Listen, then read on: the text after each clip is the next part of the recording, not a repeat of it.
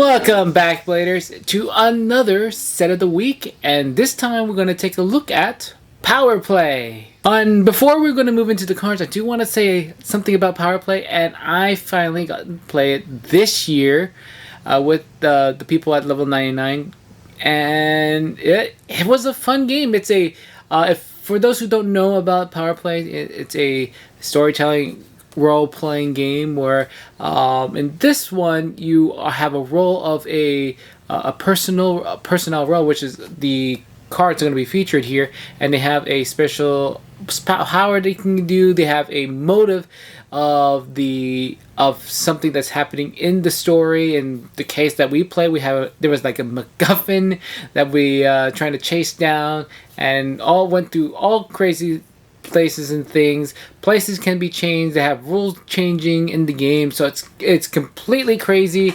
and like things can just go wreak havoc, and some awesome and some crazy stories can happen in Power Play. So if you're I don't know if it's in print. I don't think it is in print anymore, but if you do have a chance to find it or play it, do it, and it's going to be one of the crazy experience you'll have in a role-playing game, or at least I had. Anyway, let's go ahead and move on to the first card, which is the Freezer. Has a top ability, which is always going to be scary.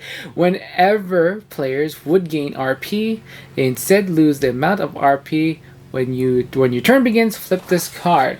Okay, at least it's not there. It's for the whole time, but it's a really mean card. I mean, this is probably just as mean or meaner than Dauntless the Frozen, and instead of people gaining negating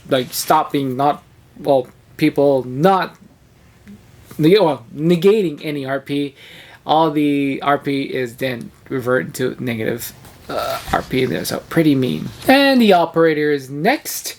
You may add or remove a +1 token from each card in every tableau.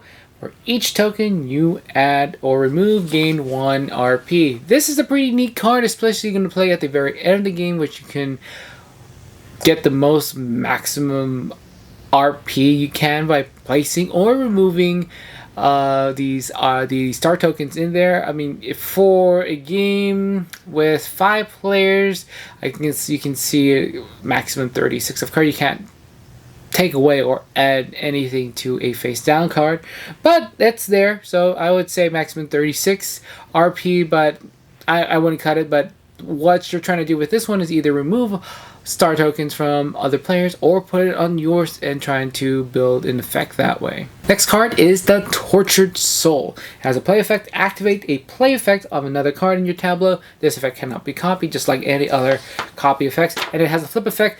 Activate a score effect and another card in your tableau. This effect cannot be copied.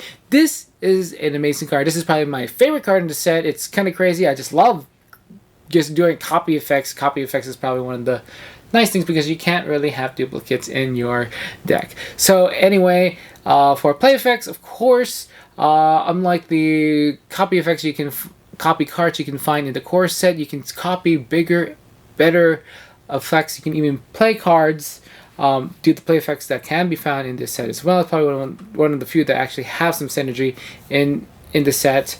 Very exciting. And then the flip effect with the score effects. Score effects can be very powerful. Can give you a lot more RP. This is something that you have to play at the very end of the tournament, and then kind of build up that score effect in there. And some of the score effects, of course, can just give you just right up just some neat stuff, like basically tons of RP that way. The Faceless Man is next. Has the ongoing effect. This card has all effects of the card to its immediate left. The effect stops working during scoring. So this one's another neat one, another copying card. What's nice about this one, it doesn't have the limitations of the eggs or of the other copy cards in the core set. This one you probably just want to just play in the tournament. I mean, if you can't find a good scoring effect anyway, just go ahead and use this card. Just great play effect. Remember that ongoings go first, so once this card is played, it can receive those play effects. So don't think about scoring for this one. Flip effects, reactions, anything like that. This is a good card to combo off of. The Creep is next. We have flip, If it's your turn, gain 20 RP. Otherwise, the player whose turn it is loses 20 RP. Now, this is a good one, I think, for clashes. Clashes, it's a 7, and if you have to lose your discard, you'll get 20 RP anyway. And if people are going to go clashing against you, they're going to lose 20 RP if you lose, or at least discard flips. So very nice. I think it'll be nice with people who are going with clashes. And the last one we have is the Fire Starter. This has a play effect. Flip any number of other cards in your tableau, gain RP equal to their star ranking. If this is the only face-up card in your tableau after this, gain 10 more RP. I would say it's not too bad. Even for silver, I say it's okay. It's pretty okay. It's a better version of Florian, the Dryad from the core set. I think that's also a green card as well. This one, right in the middle, so nothing to completely say about this one here.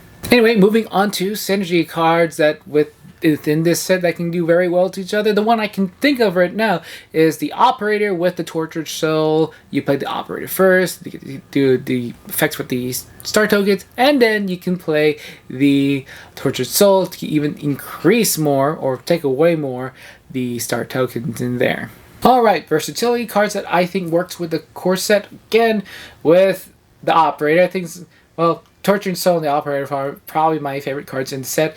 Gale Summoner Haley, which is a good one. That one is you're able to put, actually every player gets to put 2 tokens down into your tableau, and then you have to remove one and then get RP equal to the one that is flipped. Actually, you get the RP that the one that is flipped with the highest. Then you're able to play the Operator to remove that extra bit of star token. So it's kind of adding a little bit of that pain back in there. So yeah, I think that's a little fun combo that I figured out. And for compatibility, cards that I think works with other sets, again with the Operator, and this is a real one for me.